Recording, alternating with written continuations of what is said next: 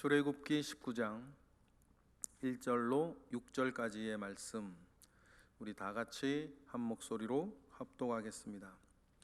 이스라엘 자손이 애굽 땅을 떠난 지 3개월이 되던 날 그들이 시내 광야에 이르니라.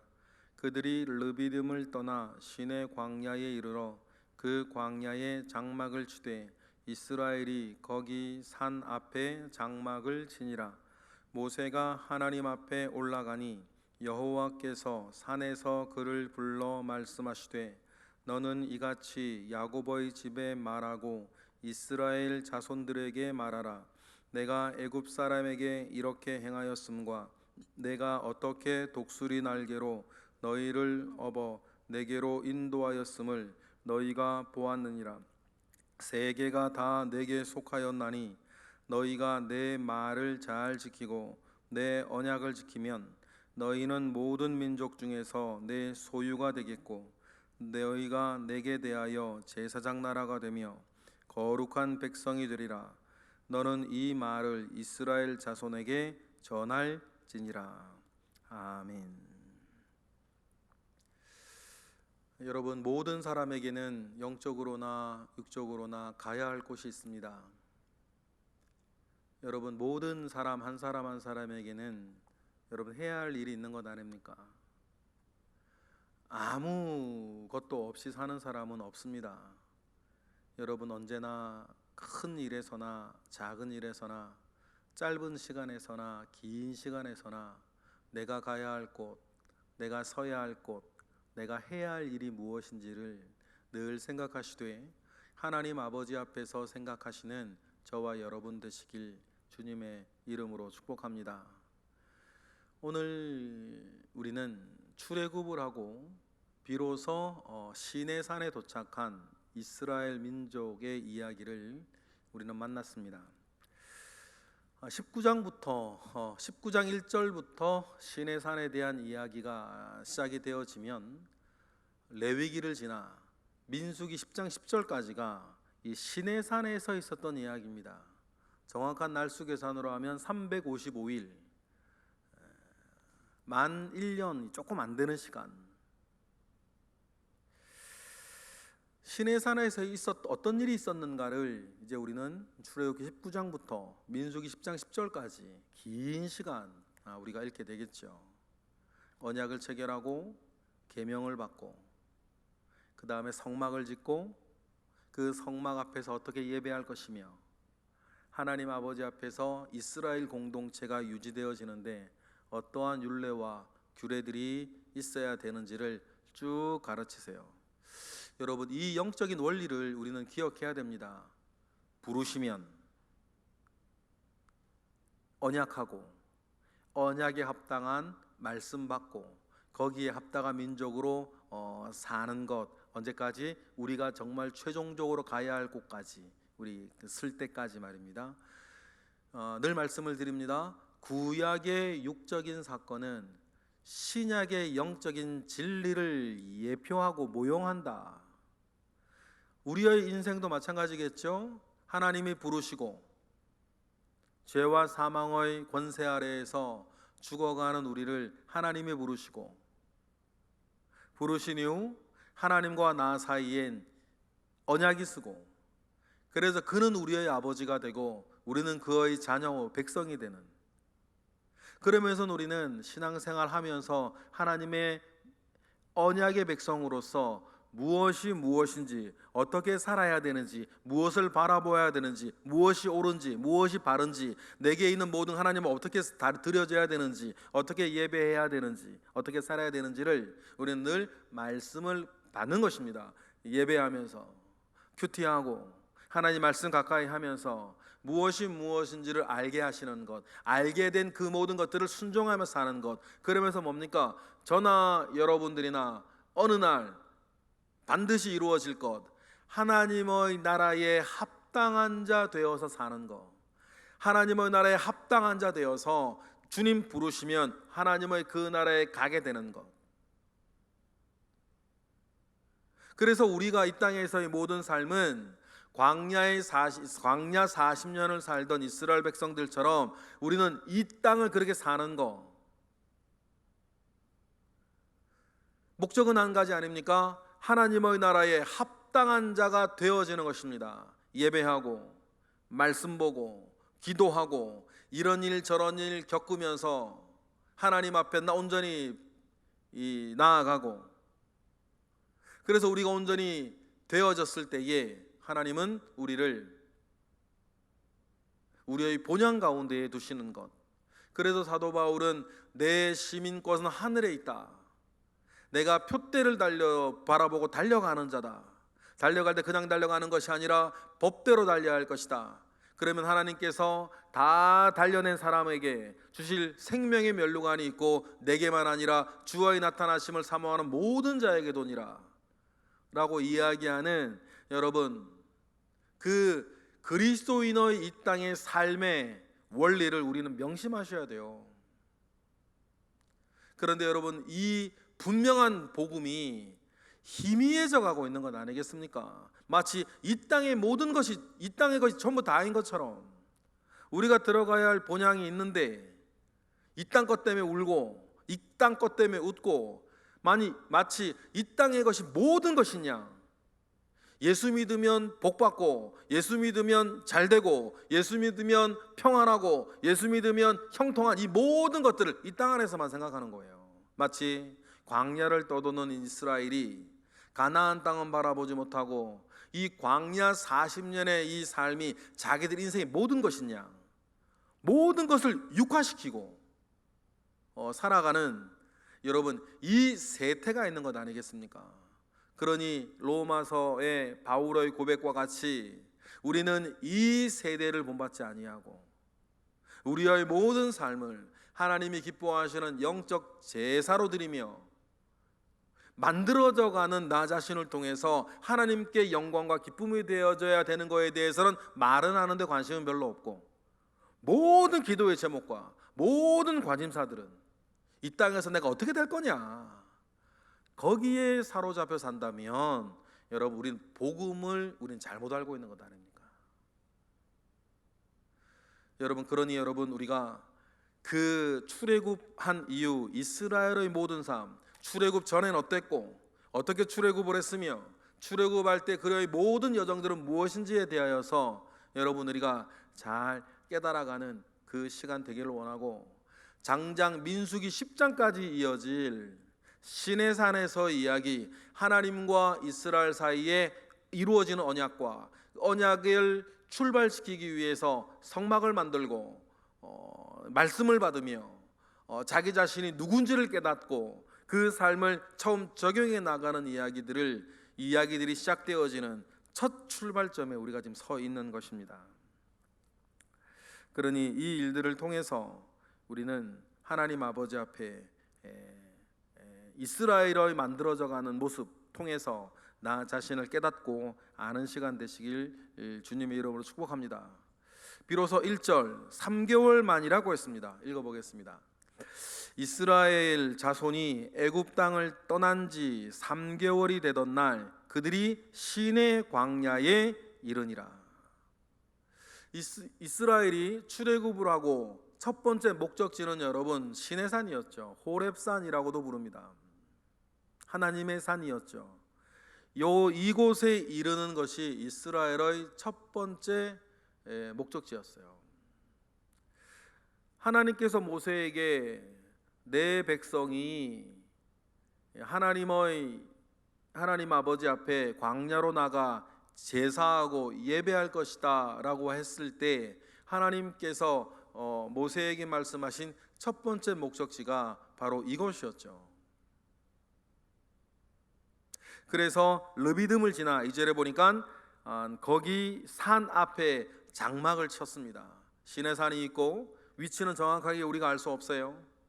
시내산이 있고 그 큰 넓은 장막에 그들이 그 뜰에 장막을 쳤습니다. 임시 거처로 정하고 이제 중요한 이를 준비를 하겠죠. 장막을 쳤다라고 하는 이 일은 창세기에도 그렇고 구약 성경 모세오경 안에 이스라엘이 가나안 땅에 정착하기 전까지 장막을 쳤다라고 하는 이 단어 뒤에는 언제나 중요한 사건이 있었어요. 준비되어지는 중요한 사건에 따라붙었죠. 역시 이스라엘 백성들이 시내산 앞에, 시내산 앞 광야에 장막을 쳤습니다. 거기 산 앞에 장막을 쳤다라고 강조하면서 그곳에서 이제 일어날 중요한 사건을 우리가 읽는 모든 사람들도 마음의 준비를 하는 것이죠. 여기 일어나는 일이 뭡니까? 그 유명한 시내산 언약이 이제 비로소 이스라엘과 하나님 사이에 일어나고, 그 시내산 언약이 체결되어진 장소가 바로 이곳이다. 시내산 언약이 중요한 것은 육적 이스라엘 이 민족이 어떻게 한 민족이 되었는가, 그리고 이 민족이 장차 어떻게 한 국가가 되어지는가, 한 민족 한 국가로서의 이스라엘의 정체성이 무엇인지를 보여주는 신학의 초석이 바로 이 시내산 언약으로부터 출발하기 때문입니다. 우리가 신학적으로 따져보면 이전에도 언약들이 있었습니다. 우리가 정례적인 것만 보더라도 하나님과 아브라함 사이의 언약이지 않았습니까? 하나님은 그것을 기억하셨어요.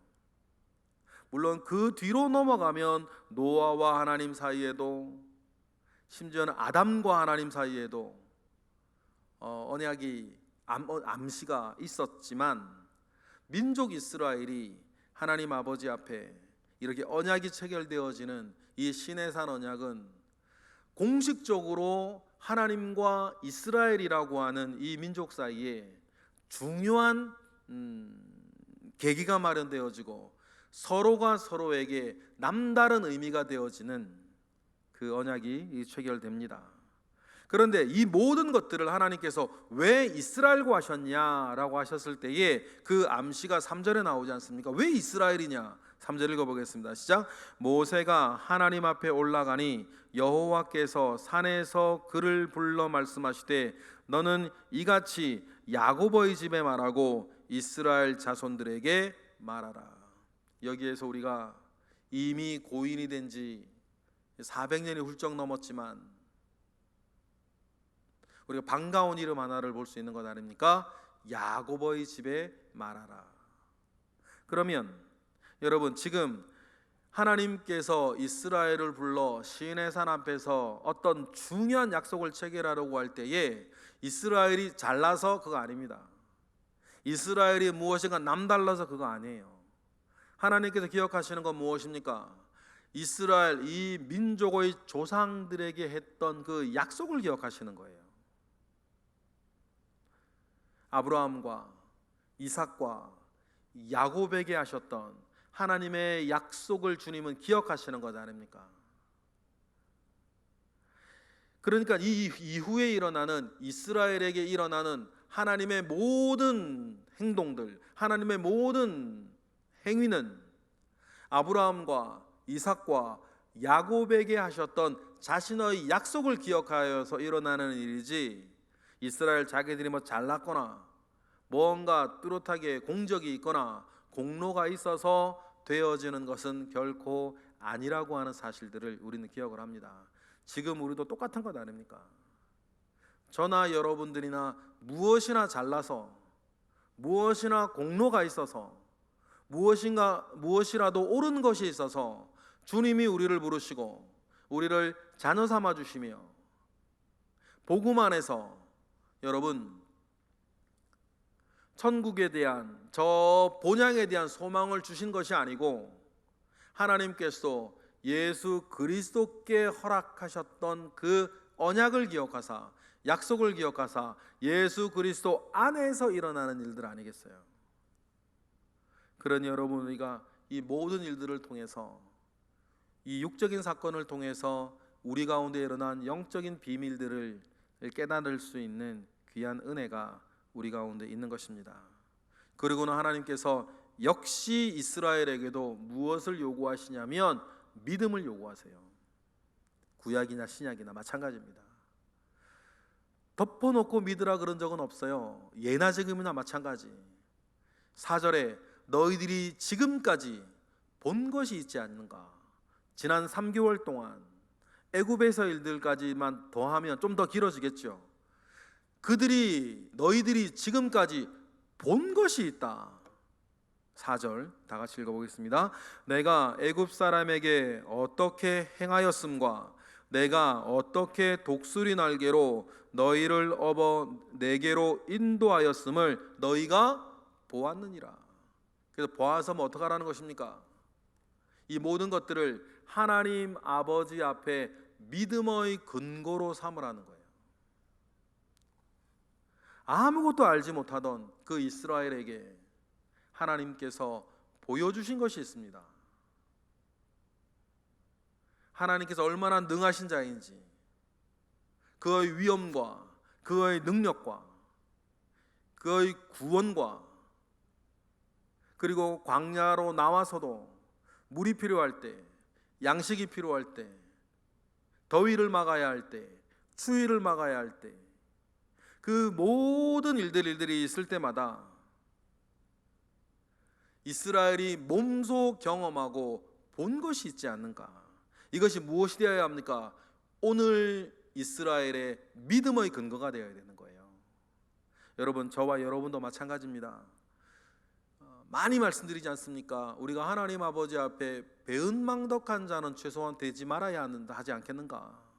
그동안 하나님께서 우리에게 보여주신 게 있고, 그동안 하나님께서 우리에게 주신 것이 있고, 그동안 하나님께서 우리에게 허락하신 많은 것들을 우리가 보았고 누렸고 경험하였고, 그래서 감사하고 좋아하고 찬양하고 예배한 것들이 있는데, 그 모든 것들은 그냥 지나가는 일들이 되어서는 안 되고 오늘 내가 가져야 할 믿음의 근거가 되는 것이다.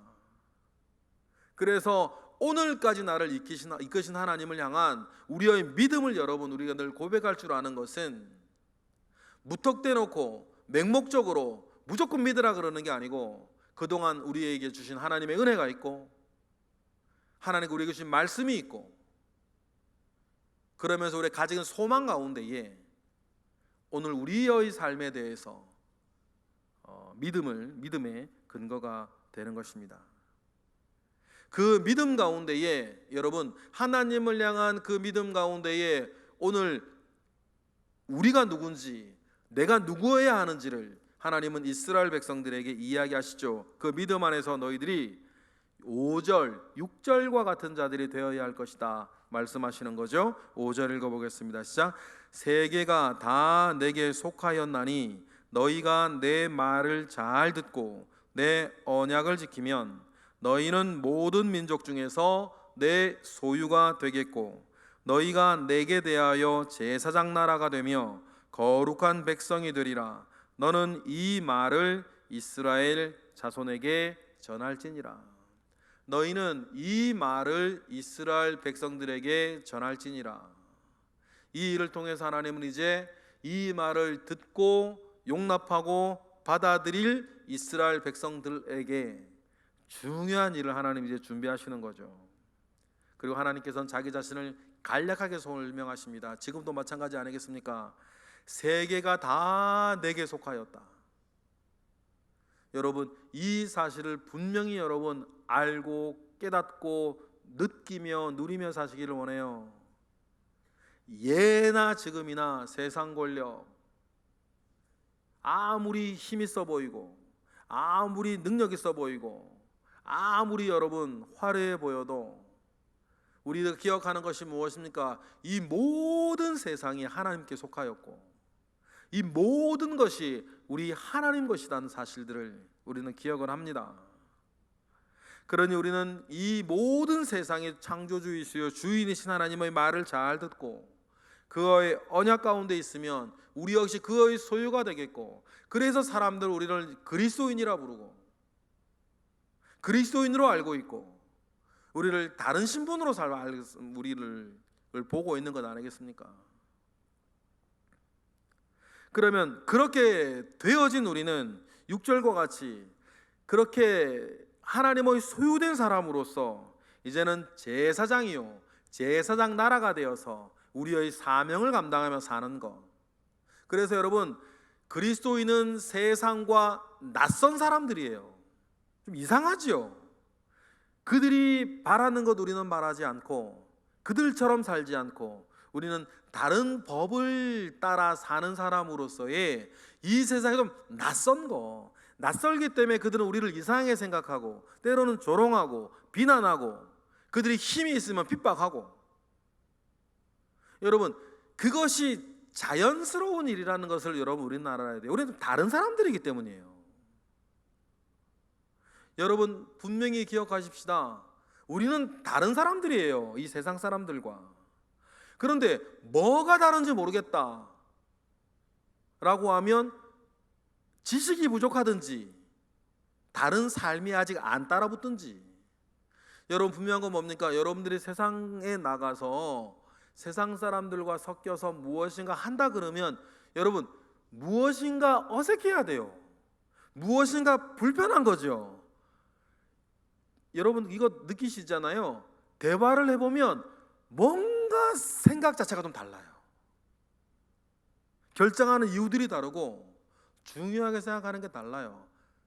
노는 것도 다르고요, 관심사도 조금 달라요. 그래서 대화가 잘 안 돼요.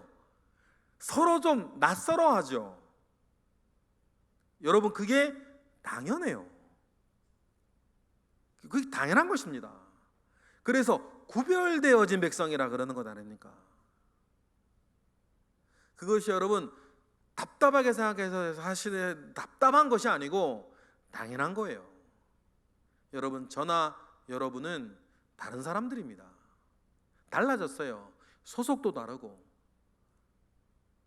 삶의 원리도 다르고 바라보는 것도 다르고. 이것이 한 단계만 더 넘어가면 기뻐하는 이유도 다르고 슬퍼하는 이유도 다르고 소망도 다른